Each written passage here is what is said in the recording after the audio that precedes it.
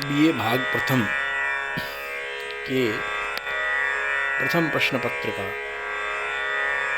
यह व्याख्यान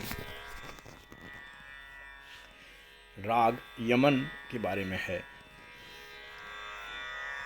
इसका नाम राग यमन भी है और इसे राग कल्याण भी कहते हैं। इस दोहे से इस राग के जो लक्षण हैं वो स्पष्ट होते हैं। प्रथम प्रहर निशि गाइए गणिको कर संवाद, जाति संपूर्ण तीव्र मध्यम यमन आश्रय राग।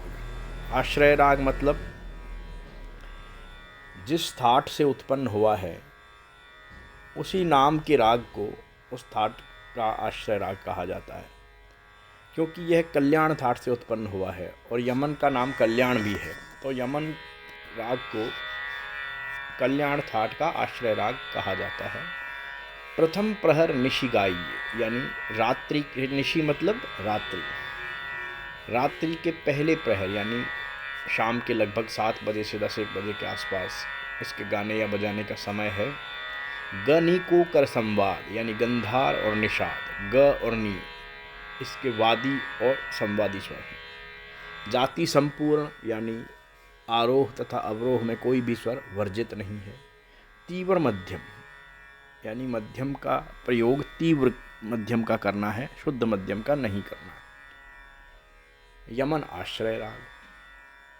इस राग की रचना अपने ही थाट वाले नाम अर्थात कल्याण से मानी गई है। इसमें तीव्र मध्यम और अन्य शुद्ध स्वर प्रयोग किए जाते हैं। गंधार वादी और निषाद संवादी माना जाता है और रात्रि के प्रथम प्रहर में इसे गाया या बजाया जाता है। इसके आरोह तथा अवरोह दोनों में ही 7 स्वर प्रयोग किए जाते हैं, इसलिए इसकी जाति को संपूर्ण कहा जाता है। राग का आरोह अवरोह इस प्रकार है। सा रे ग मा, ये मा तीव्र हुआ। सा रे ग मा प ध नी सा। या कुछ लोग आरोह में सा की बजाय नी से शुरू करते हैं। नी रे ग, सा और प को आरोह में छोड़ भी दिया जाता है कई बार, परंतु वो वर्जित नहीं माने जाएंगे। तो इस प्रकार से इसका आरोह एक दूसरे ढंग से भी किया जा सकता है, वो है नी रे ग मा ध नी सा। और अवरोह सा नी ध प म ग रे सा। इस राग की पकड़ इस प्रकार है। पकड़ क्या होती है राग की आपको मालूम है। जिस छोटे से स्वर समुदाय से तुरंत हम राग को पहचान पाएँ वह राग की पकड़ कहा जाता है उसे। तो पकड़ है, पकड़ के विषय में 2-3 मतभेद भी मिलते हैं। तो एक मत तो इस प्रकार है कि इसकी पकड़ इस प्रकार होगी, नी रे ग रे प रे नी रे सा। दूसरे मता के जो मानने वाले हैं वह पकड़ को इस प्रकार मानते हैं, नी रे ग रे सा प म ग रे सा। इस राग की अन्य विशेषताएं हैं। भारत में मुसलमान साम्राज्य के आने के बाद इसे यमन अथवा ईमन कहना शुरू किया गया, किंतु इसका प्राचीन नाम कल्याण है। यह स्वरावली जिसमें तीव्र मध्यम का प्रयोग किया जाए वह कल्याण राग से के नाम से पहले से प्रचलित थी, पर मुस्लिम प्रादुर्भाव में इसका नाम यमन हो गया। तो अतः इस राग के दो नाम हैं, कल्याण भी है और यमन भी है। इन दोनों को एक में मिला देने से एक दूसरा ही राग हो जाता है और इस नवीन राग का नाम होता है यमन कल्याण।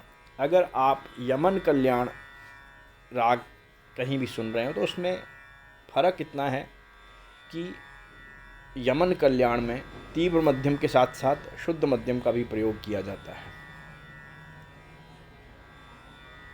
वो सिर्फ ग म ग इस प्रकार से होगा, प म ग म ग रे सा नी रे ग म प, ये मध्यम तीव्र है, और प ग म ग दो गंधार के बीच में सिर्फ शुद्ध मध्यम कभी कभी प्रयोग किया जाता है। उस राग का नाम हो गया यमन कल्याण। परंतु यदि केवल यमन या केवल कल्याण नाम से कोई राग गाया या बजाया जाएगा, उसका मतलब होगा उसमें तीव्र मध्यम ही प्रयोग होगा, शुद्ध मध्यम नहीं प्रयोग होगा।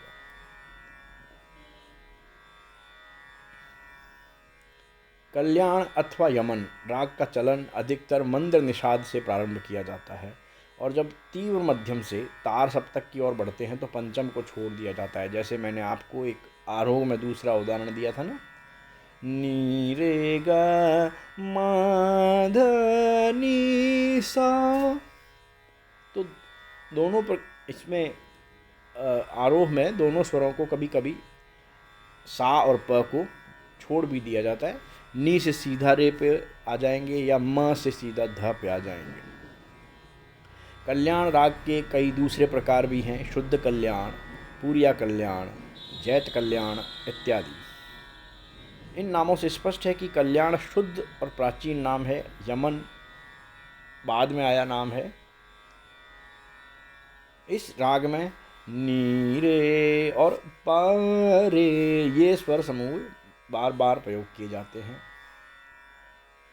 और कल्याण राग को आश्रय राग भी कहा गया है, और इसका यह कारण, जैसे कि मैंने बताया था आपको आरंभ में, कि जिस थाट से जन्म हुआ है उसे कल्याण ही का, उसका नाम भी कल्याण है, इसलिए इस राग का नाम, यह राग कल्याण थाट का आश्रय राग है।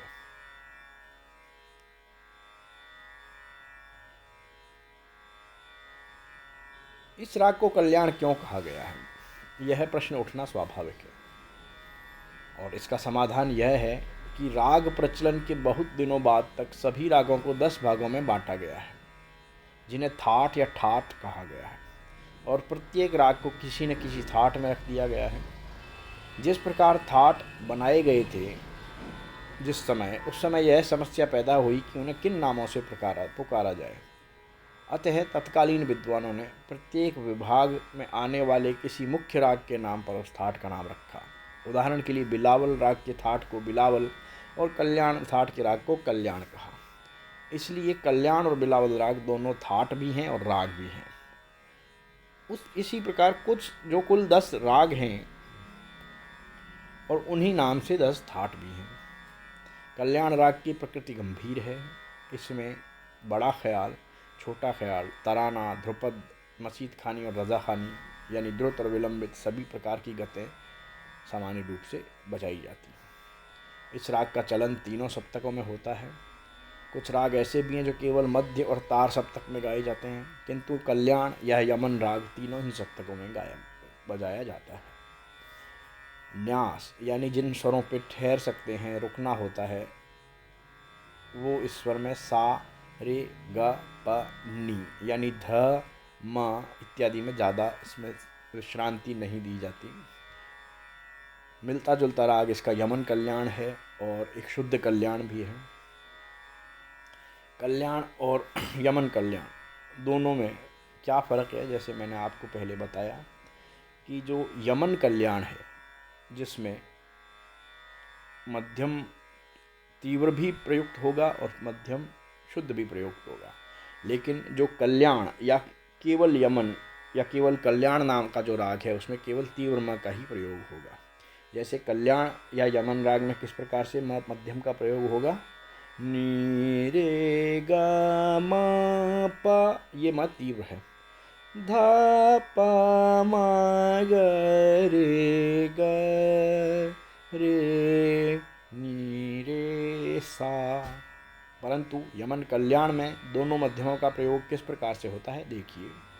नी रे ग म प प म ग म ग, यानी जो नी रे ग म प यह जो मध्यम है वह तीव्र है, और प म यह भी तीव्र है।